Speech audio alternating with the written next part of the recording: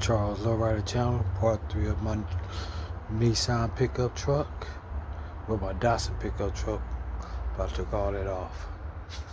I figure check the body work, make sure it's all straight.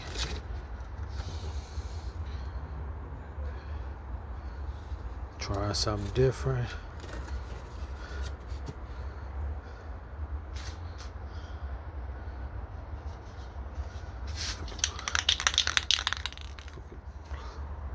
Put that primer on him.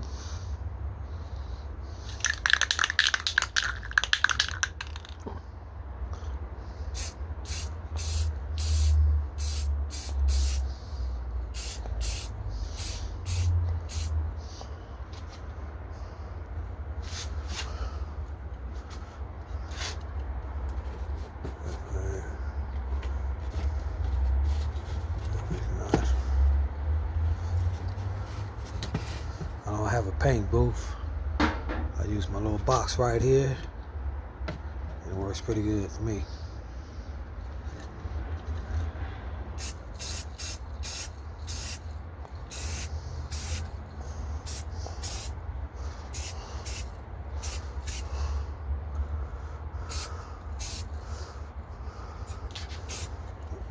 Now let it sit in the sun.